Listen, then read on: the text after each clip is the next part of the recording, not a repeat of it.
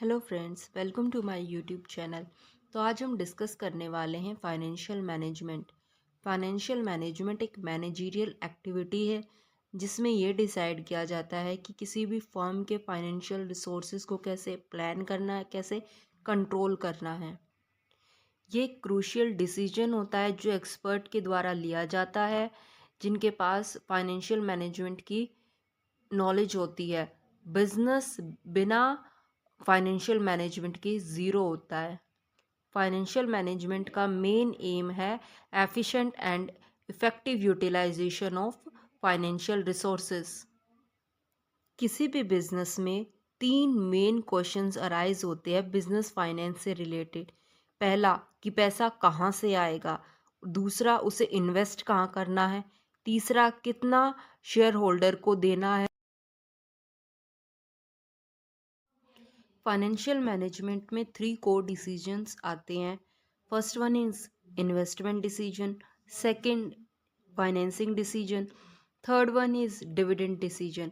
Investment decision में कि पैसा कहाँ इन्वेस्ट करना है, फाइनेंसिंग डिसीजन में कि पैसा कहाँ से आएगा, डेट से आएगा, इक्विटी से आएगा, अगर डेट से आएगा तो उसकी क्या परसेंटेज रहेगी, इक्विटी से आएगा तो उसकी क्या परसेंटेज रहेगी, ये डिसाइड करना होता है फाइनेंसिंग डिसीजन में।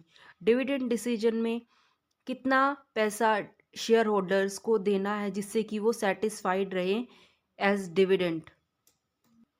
नेक्स्ट है सोर्सेज ऑफ फाइनेंशियल मैनेजमेंट। तो दो सोर्सेज होते हैं फाइनेंशियल मैनेजमेंट के, लॉन्ग टर्म फंड्स और short term funds. Long term में मोर देन 1 ईयर के लिए होते हैं, शॉर्ट टर्म में 1 ईयर और less than 1 year.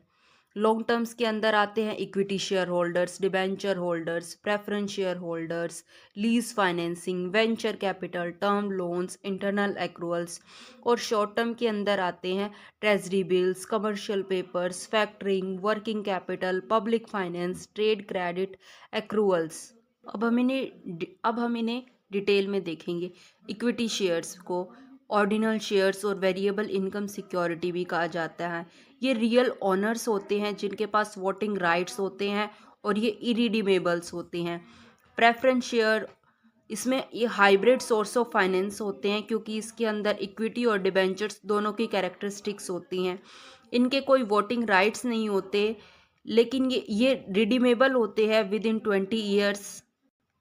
Debentures company की कॉमन सील के अंदर इशू किए जाते हैं। इनके ऊपर फिक्स्ड इंटरेस्ट रेट होता है, इन पे कोई वोटिंग राइट्स नहीं होता और ये सिक्योर्ड एसेट्स होती हैं। नेक्स्ट है term loan.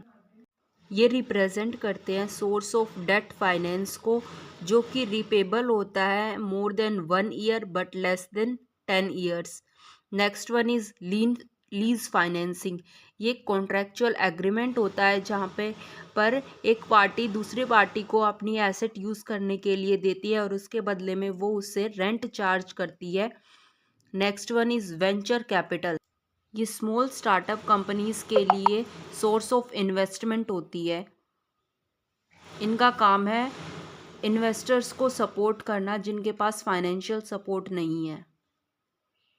Next one is commercial paper. ये इंस्ट्रूमेंट ऑफ मनी मार्केट होता है जो कि अनसिक्योर्ड और नेगोशिएबल इंस्ट्रूमेंट होती है। ये इशू किया जाता है in the form of promissory note. Issue करती हैं इसे हाई रेटेड कंपनीज। इसमें हाई रेट ऑफ इंटरेस्ट होता है क्योंकि ये अनसिक्योर्ड होते हैं। इसका मिनिमम 7 डेज़ का पीरियड होता है और मैक्सिमम 364 डेज़। ये डिस्काउंट के ऊपर सेल किए जाते हैं और रिडीम किए जाते हैं एट पार और face value. Next one is treasury bill. First time India में ट्रेजरी बिल इशू किए गए थे 1970 में। एट प्रेजेंट 3 टाइप के बिल होते हैं इसके अंदर, 91 डेज़ का, 182 डेज़ का, 364 डेज़ का। ट्रेजरी बिल 2 तरह का होता है, एक को इशू करती है सेंट्रल गवर्नमेंट, कमर्शियल बिल को इशू किया जाता है फाइनेंशियल इंस्टीट्यूशंस के द्वारा। नेक्स्ट है ज़ीरो रिस्क वेटेज। ये इशू किया जाता है गवर्नमेंट के द्वारा। नेक्स्ट वन है फैक्टरिंग। कई बार बिजनेस अपनी प्रेजेंट नीड्स को फुलफिल करने के लिए अपनी रिसीवेबल्स को सेल कर देता है। Next one is private equity. इसमें इन्वेस्टर्स इन्वेस्ट करते हैं प्राइवेट कंपनीज़ के अंदर, ये रिस्क टेकर नहीं होते, ये रिलायबल कंपनीज़ के अंदर ही इन्वेस्ट करते हैं। इसका ड्यूरेशन जो होता है वो एक कंपनी में 3 to 6 ईयर्स का होता है प्राइवेट इक्विटी का duration. Majority of private equity consist of institutional investors. अगर आपको मेरी वीडियोस पसंद आती है तो please like share and subscribe my YouTube channel for more videos.